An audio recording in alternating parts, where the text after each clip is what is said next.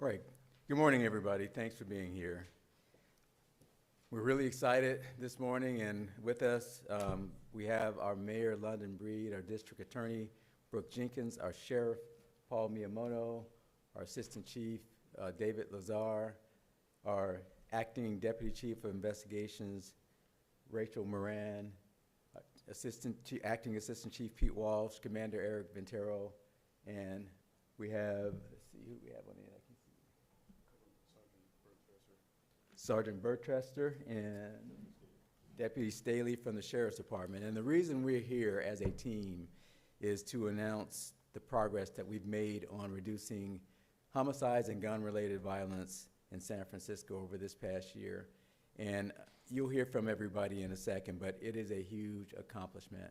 Before I go any further, let me say that we have many of the people in the room who were responsible for doing this work, both from the SFPD and our partnering departments, our California partnerships who helped us craft this strategy, and we have our community members who, without them, none of this would be possible. So I'm going to go into a little bit of detail before I turn the microphone over to Mayor Breed, because I am really excited about our progress. But it begins with our mayor, London Breed. You know, this strategy to reduce homicides and gun violence is not an accidental thing. You know, we hear oftentimes that, well, crime is going down across the nation and homicides and shootings are going down. This wasn't an accident. This was very strategic. This took years in the making, and we're going to describe basically what that entailed. But again, it starts with Mayor Breed. We're on track to have the lowest rates of homicides in over 60 years in San Francisco. And although one homicide is too many, and we always say that, and that is not just a cliche, we are pleased, very pleased with the progress we have made. Our shootings are down this year, our gun-related violence is down this year, and our homicides, specifically to firearms, are down significantly this year. And this, indeed, was a total team effort. Now, we know that the drivers of homicides are usually shootings. And in our city, like many other big cities, that has been the case for many, many years. Our strategy is a data-driven, evidence-based strategy. And basically, we wanted to get to the root causes of these shootings so we can drive them down, because we knew if we can do that, then we would drive our homicides down. The result, a 31% decrease in non-fatal shootings this year. Our homicide-related shootings this time last year were 10 more than we are this time this year. And on top of that, our homicide unit has an 88% clearance rate year to date. And this is after they've had an 80+% clearance rate all of last year. So there has been some phenomenal work across the board by the members of the SFPD and many other of our partnering agencies. I want to thank our entire Investigations Bureau for their tireless efforts and our specialized units who are working closely to capture some of the most dangerous and violent people in our city and in the Bay Area. These units include our Community Violence Reduction Team, who many are here today, our Crime Gun Investigation Center, our citywide plainclothes unit, our Technical Services Unit, also known as TSU, the officers assigned to our Drug Market Agency Coordination Center, also known as DMAC, our tactical unit, who oftentimes are called upon to serve warrants in some of the most dangerous conditions with some of the most dangerous people that we come across. And also, I'd like to thank every officer at every district station who put in the work day in and day out to keep our streets of our city safe from gun-related violence.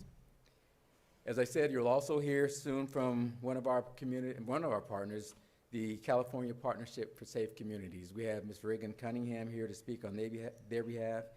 And the California Partnership for Safe Communities have been involved in this work with us for almost 5 years now. And you know, this was due to Mayor Breed's leadership to get the seed money basically to engage in a contract with them to craft the very strategies that have us here today. As I said earlier, these strategies are data-driven, and we have done evaluations to prove that these strategies are part of the reason that we can stand before you today and talk about the reductions in gun-related homicides and homicides in general.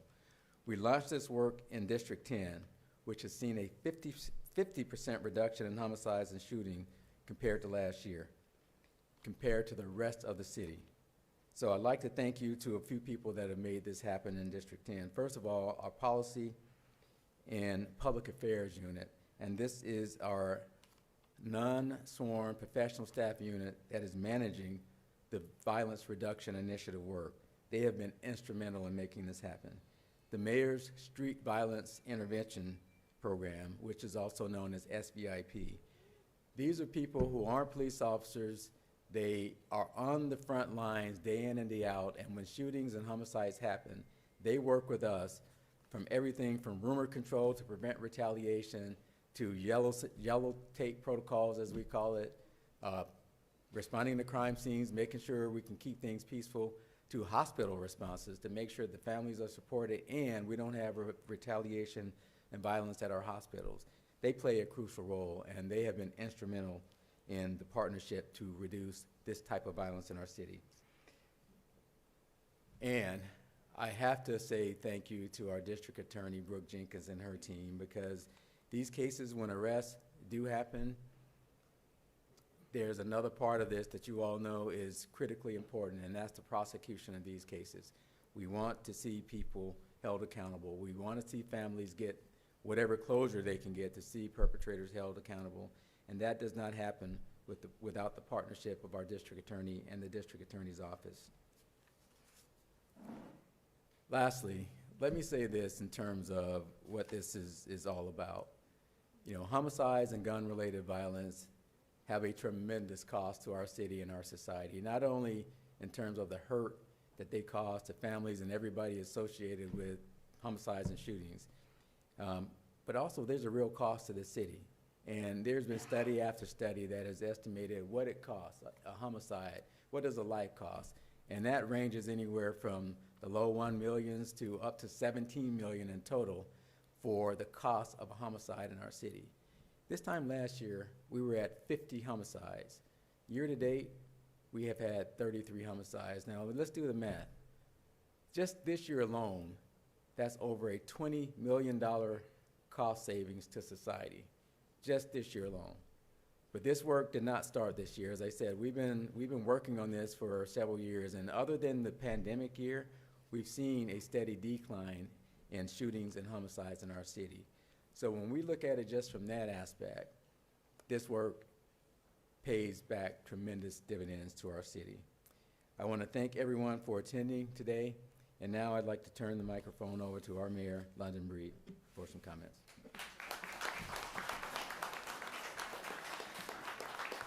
Thank you, Chief. And first of all, let me start with expressing my heartfelt condolences to so many of the families, the moms like Paulette Brown and others who have lost their children to gun violence here in San Francisco and are still pushing for justice and wanting to see people held accountable, but more importantly, I know wanting to make sure that it doesn't happen in the first place. And the reason why I got involved in public life had everything to do with my experience growing up in San Francisco. In the midst of gun violence that destroyed my community, people who I loved have been killed, and sadly, they're not coming back. And I think that's something to understand when we're talking about this issue, because the loss of one life destroys a community, whether it's the family or the people who love them, the friends. I think about so many of the people over the years that we lost, wishing that they could not only be here, but be a part of the fabric of what makes San Francisco so special. And why so many of these programs were started. Initially, the SVIP was the CRN, the Community Response Network. It was a way to help combat a lot of the violent crime that was tearing the community apart, using people who were a part of the community, folks who went in these situations and risked their lives to help prevent retaliation in the first place. It has been an ongoing, challenging effort, and I am so grateful to have had the opportunity to help bring those teams of police officers and community-based organizations working together with a number of initiatives to start to get to the root of these problems so that, again, they never happen in the first place. That's what this was about. It wasn't about just a response to violence. It was making sure the violence doesn't happen in the first place. And you will read about in the newspapers when there is a shooting or a situation that occurs, you hear about those things loud and clear. But what you don't hear about are the phone calls that they make to Michael or others within the community asking for help, asking for support, the stuff that never happens because they are on the ground helping to prevent it and helping to steer that young person in the right direction. The reason why today is so significant, because it means that mothers and families and communities won't have to deal with those phone calls. They won't have to deal with running to San Francisco General hoping that their child is not lost to gun violence in this city. This is the work that I came in office to do. This is the work that I wanted to see happen, and this is why today is so significant, because it is so much incredible progress. And that progress happens when we work together. It happens because our San Francisco Police Department lead on these investigations. We have an almost 90% solve rate, clearance rate of homicides in this city, and it's about 50% throughout the entire country. We are leading the nation in using technology and using tools to help combat these issues. This was not happening many years ago when I was growing up. Going back to 1993, when we had 133 homicides. The year after I graduated from high school. It was a deadly time in this city, and it was something that we lived through for so many years. And the fact that we are in this place is amazing. And it's because we've worked together. It is because we focused on prevention, and when we provide solutions and when we work together, and when we give a damn, we see progress. That is what today means. Seeing violent crime decline in this city to the lowest number in over a decade, seeing our homicide rates decline lower than it's been since 1960. That is the work that we're doing here in San Francisco. That is how we are changing our city for the better. And when I think about change, I think about neighborhoods, not just Hunters Point, but Sunnydale. And I asked some of you to go visit Sunnydale and see what it is today. It was once a really horrible killing zone. I have friends who lost kids in that community, kids who grew up together, up the hill, down the hill, the violence and what was tearing communities apart. And what we have been able to do there, one of the first budget speeches that I made when I became mayor was a promise to transform that community working with community. And to go over there and to see the hub with kids, with teenagers, with families, with seniors, to see that we're going to be opening a grocery store and building units and creating community, working with community, and that people feel so much safer than they ever have before, especially people who grew up in that community. That is the work that we are doing, and that is the work that will continue. And speaking of the work that will continue, I am so glad that we have a district attorney that focuses on accountability. Now, here in San Francisco, we still believe in second chances and opportunities, and we are making significant investments in programs to support and uplift community. But when those lines are crossed, there has to be accountability. When I served as a member of the San Francisco Board of Supervisors, I remember when there was a quadruple homicide. I knew every kid that was killed. I know the mothers and the families of those kids. One of my friends who I grew up with and I played dolls with lost her only son. And just recently, our district attorney finally got a conviction, helping those families find a tad bit of peace in their struggle and their sorrow. So please welcome our district attorney, Brooke Jenkins.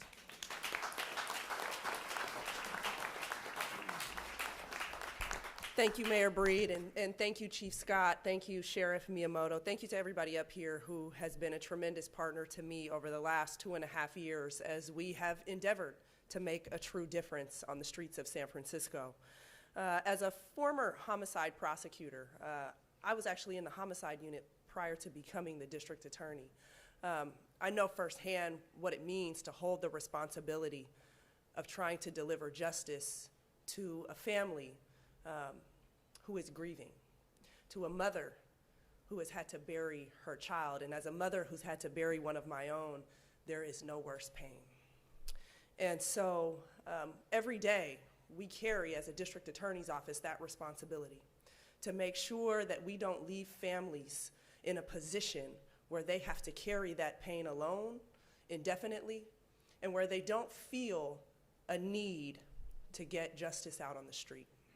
And that's what often is unstated, that we contribute to a cycle of violence when we as law enforcement don't do our jobs. We have to take that seriously. And I was often condemned for my role in speaking out against my predecessor.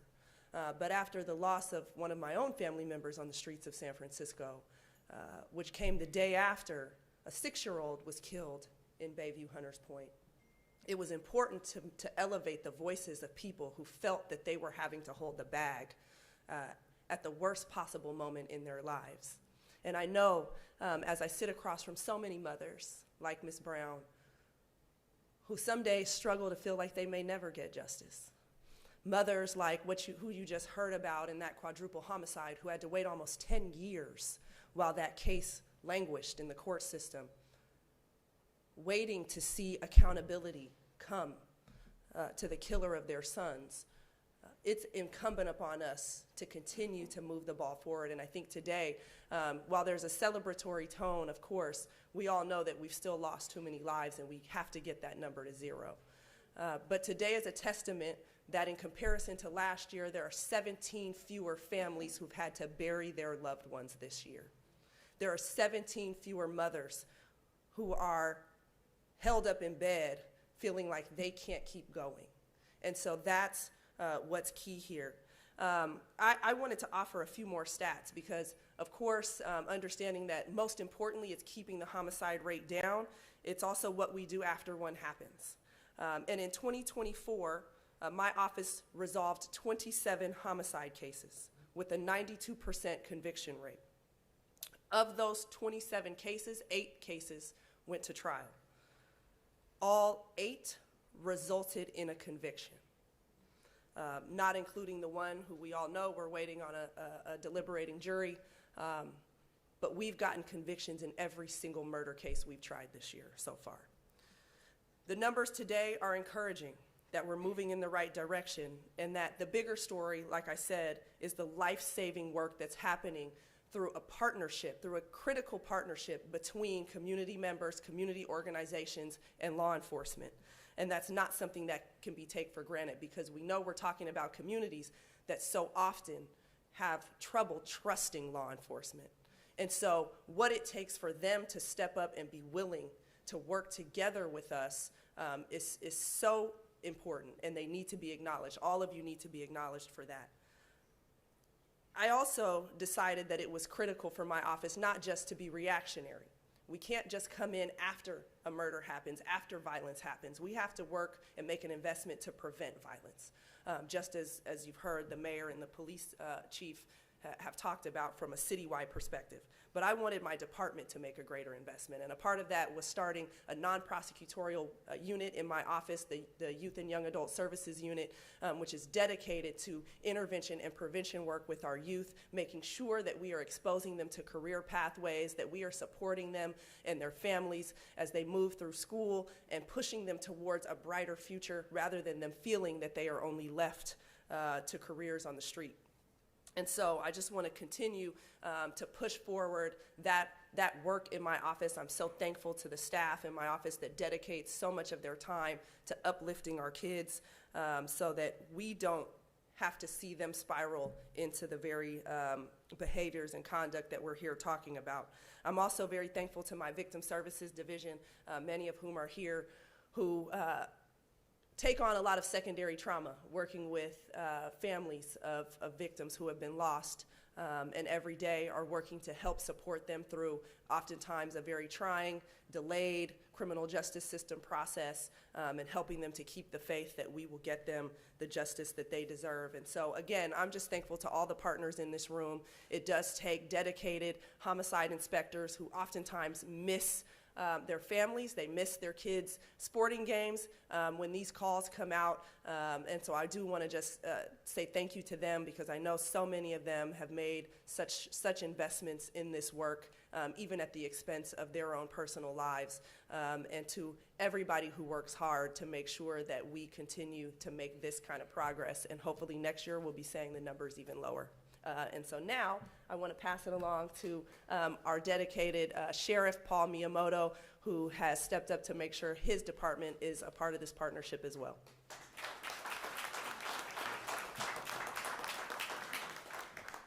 Good morning, everyone. I am very happy to be standing here with everyone up here and everyone out there, because, you know, having prepared remarks is one thing, but then actually seeing and feeling the room and feeling the moment is something very special, especially as we talk about this topic, especially as we talk about the successes we have and the work that's still to be done. It's not just about doing the work with everyone in this room, but it's about how we do the work. And I've been very fortunate in my career to see the dedication of the men and women of the Sheriff's Office, of the Police Department, of the District Attorney's Office, people in the community all working together in various stages. But this is the first time in my career over the past few years where that dedication, that commitment, that collaboration, and sense of community in the work that we do have resulted in these numbers, have resulted in what we're standing here before you today talking about. And I just wanted to say that it's made me very proud to be a part of that. Knowing that the people have had that commitment and now are seeing the results of that commitment in the work that we do.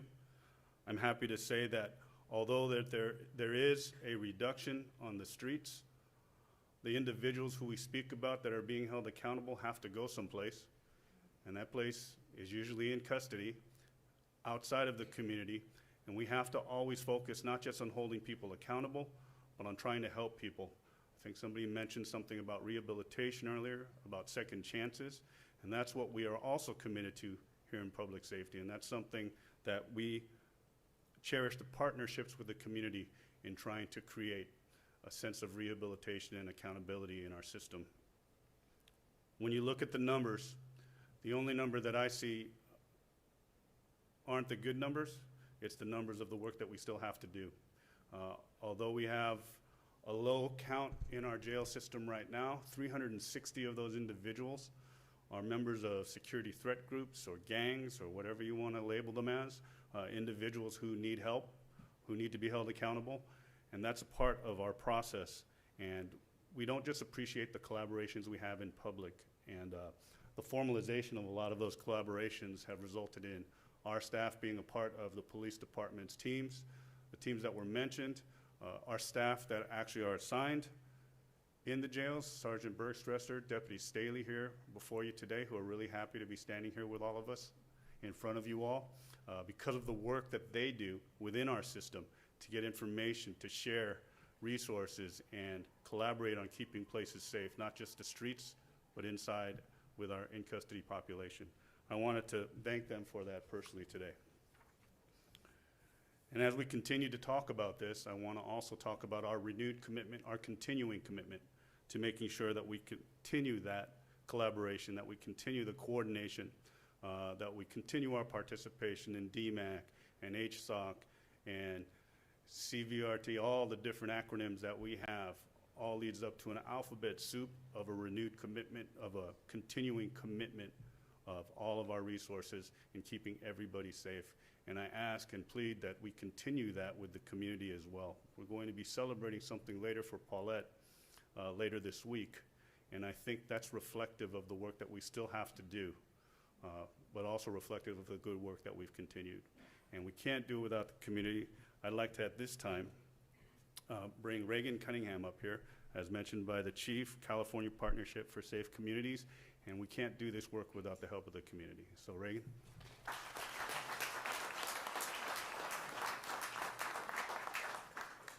Good morning, everyone. My name is Reagan Cunningham, and I'm the co-director of the California Partnership for Safe Communities. And we've been providing technical assistance to the SFPD and their partners really since 2019 to implement the Violence Reduction Initiative. And so what technical assistance really means is we help the city to implement the VRI strategy. So since that time, we've been working with SFPD, their management team, adult probation, juvenile probation, community stakeholders, the sheriff's department, the DA's office, to implement VRI. And the goals of VRI are to reduce gun violence in the near term. This isn't the 30-year strategy. We want to reduce gun violence in the near term. We want to reduce the recidivism rate amongst participants. This isn't about sending everyone to jail. This is about ensuring that people are held accountable, as we spoke about earlier, and also ensuring that individuals who need a second chance get a real second chance. And the third goal of the strategy is to actually build community police trust. So this is about building trust with the community, not destroying it. Since full implementation, we have focused in District 10. And specifically, the neighborhoods of focus have been really disproportionately impacted by gun violence for many years. I'm talking about the Bayview, and I'm talking about Ingleside specifically. And one of the things that we've seen since implementation of this strategy is that we've seen a 50% reduction, in gun homicides and non-fatal shootings, as mentioned earlier. That's actually larger than what we've seen citywide. So something is definitely happening that's positive in these neighborhoods. And I like to say it's not by accident, but it's by design. We were very intentional with our community partners, with SFPD, with probation, with the sheriff's department, with all of our partners about what do we need to do to make some real change in these neighborhoods. So through this collaboration, we've been able to focus on saving lives. And one of the things that I want to mention that hasn't been mentioned yet is I actually want to not just thank everyone up here and those folks who haven't been mentioned, but one of the individuals and people or populations I also want to thank are the young men in District 10 who made a decision to not engage in gun violence.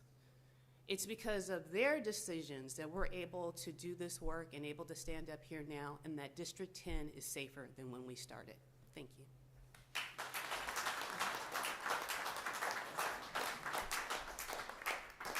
Thank you, Reagan. So as we close, I just want to reemphasize a couple of things. You know, these strategies, they're working, but they don't work without the people doing the job. And those people, many of them are in this room, to my left, behind you, our homicide unit and all the units that I mentioned.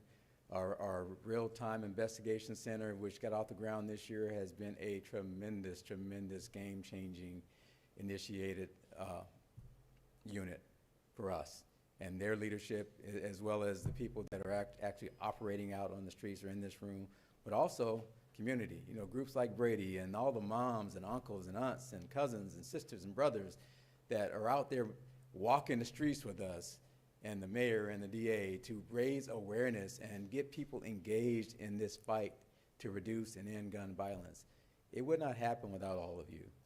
So yes, strategies are good, planning is good, all that is needed, but it is the people that make things happen, and the people in this room. And I want to close by thanking all of the people that have gotten us to where we are now, but it's not over. We still have a lot of work to do, and we won't stop until we get this down to zero.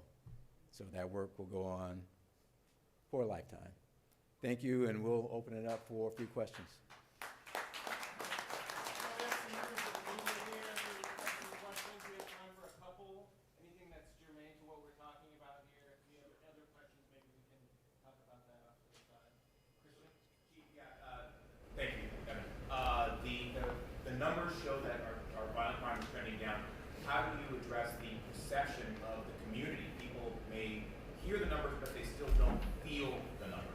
How do you adjust for that? How do you try to convince people and make sure people feel safe? Well, part of it is doing things like this. We have to let people know what is actually happening out there. Look, I don't discount the way people are feeling, because the way people are feeling is based on their experiences things that have happened to them or somebody that they know, and that's very, very real. However, the work is being done, and we have to continue to highlight and get the truth out there about the work that's being done. I mean, we can't, homicides is one of the few statistics that you really can't, we talk about unreported crime and people don't homicides are reported. So, sorry about that. Homicides are reported. So we know that the work is being done. And what I'll say to people is like, we understand. We totally understand. Your experiences are what drives your perceptions. Your experiences are what drives what you feel every day, day in and day out. And we have to continue to work on that. But we do that by getting the information out there. We also do that by partnership. Ms. Cunningham mentioned one of our goals is to increase the trust in our communities as we do this work.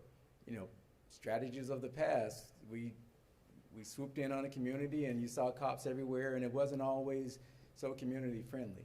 We're way past that now. So when we have people, like some of the people in this room, who reach out to the people most at risk, who are at risk of being shot or shooting, and reach out to their families and say, hey, we're here to help, but if you pull the trigger, we're gonna hold you accountable. That's very real, and that does build trust. And I think that does help people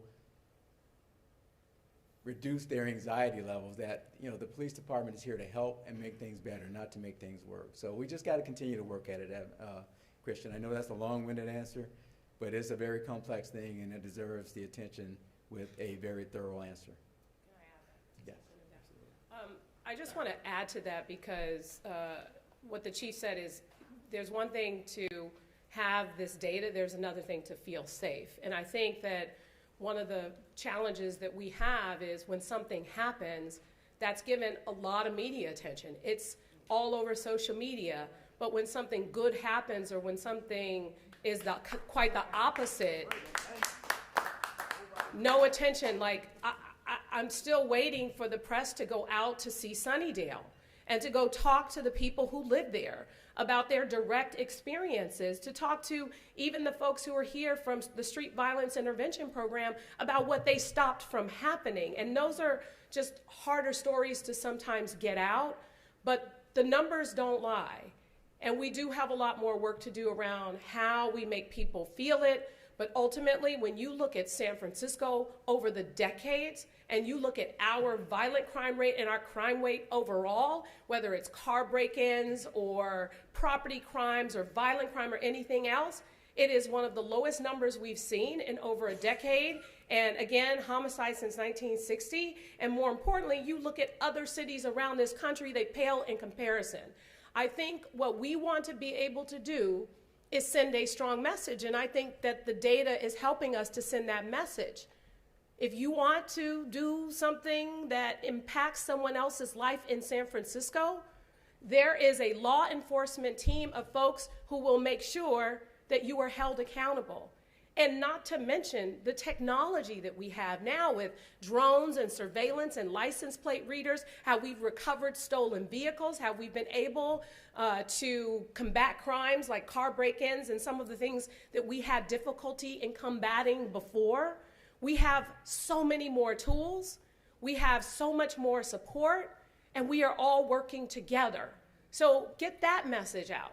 The message that you will be held accountable differently than ever before, and whether the press gets it out or not, I think the people who tend to take advantage of San Francisco, they're starting to notice a difference too, because when they do come here to commit crimes, they're being held accountable. And I also think that the young people growing up in these various neighborhoods are getting a lot more support, a lot more help, and resources to help change their lives. It's all works hand in hand, and it's all something we need to also elevate and talk about more than just something, reacting to something that happens.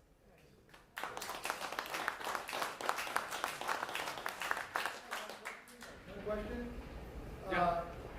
Congratulations, number one.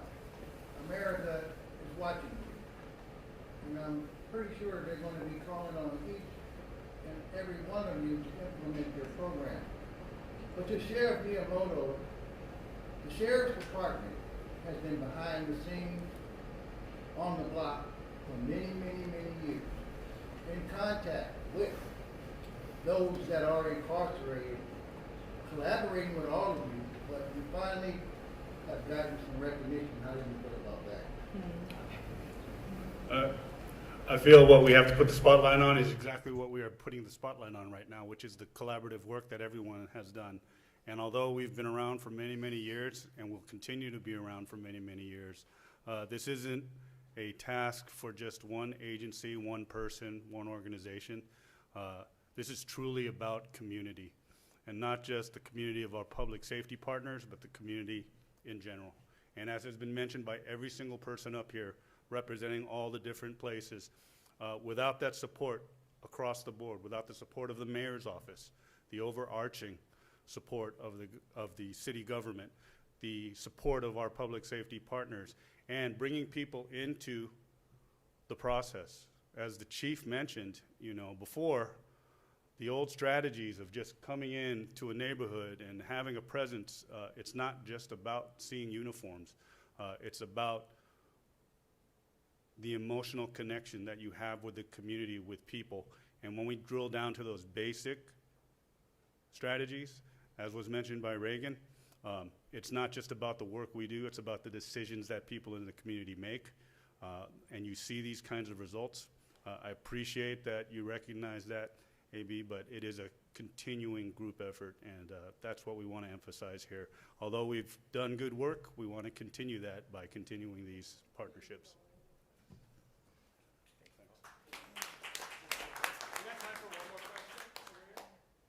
Scott, Monica Madden, ABC 7 News. Mayor Bree touched on some of the other areas of crime where the numbers are trending down, specifically property crime and theft. Do you have any updated numbers on that? Unfortunately, the numbers I have right now are from 2021, and it still shows San Francisco having the third highest rate of property crime. So where are we in those efforts, and what other tools is the police department using to reduce those other areas of crime? Yeah, the efforts are vastly improved from 2021. I mean, we have a 56% reduction in car break-ins. Now, let me give you some statistics on that. In 2017, at the end of 2017, we had over 31,000 car break-ins. We're now 3 weeks left in this year, and we have less than 10,000. That is a significant reduction. Now, we know that not all car break-ins are reported, but it was that way in 2017 as well. Property crime in general is down almost 30%, around 30%, which is very significant because property crime is our, year in and year out, our biggest, categorical number in terms of statistics. But it's down across the board. Burglaries are down, robberies are down.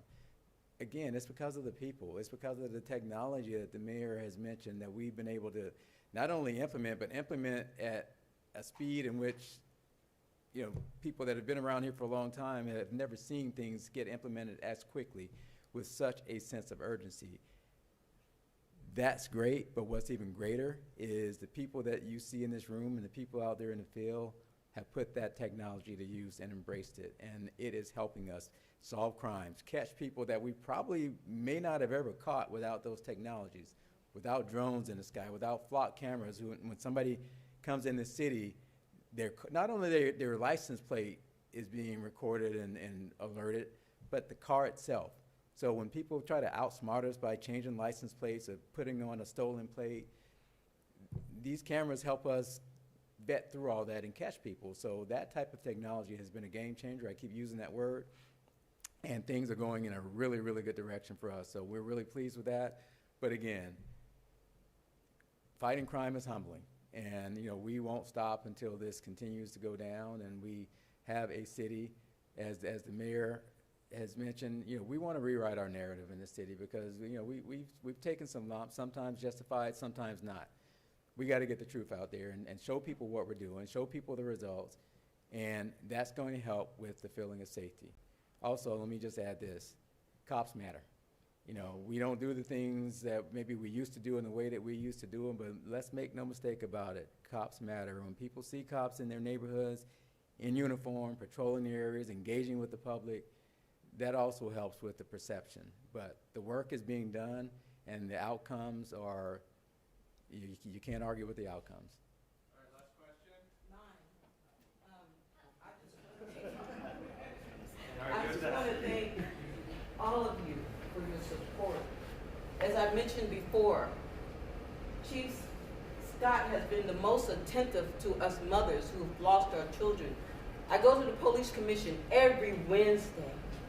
I just thank God for them. I thank God that the crime and the homicides are down, so that now the focus can be focused on our children on unsolved homicide, bringing retired investigators to come back and solve these crimes for mothers like myself, so that the crime is down, that now they can focus on us. So I just want to thank every one of you for coming out, all of you. I text you every morning, sending things, and I'm glad that the community is, we can bridge the gap between community and law enforcement. I want to continue to do that. As a mother who's lost her child to homicide, shot 30 times with a semi-automatic gun, saving someone else's life. My son didn't deserve to die.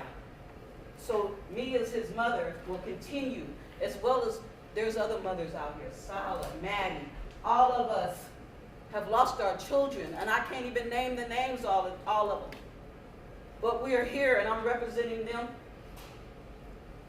And I need everyone to come out tomorrow to support us. And I just wanted to say thank you, London Bree, thank you, GA, thank all of you, Miyamoto, the Lazar, all of you, Scott, thank you. Please don't stop what you're doing. Please.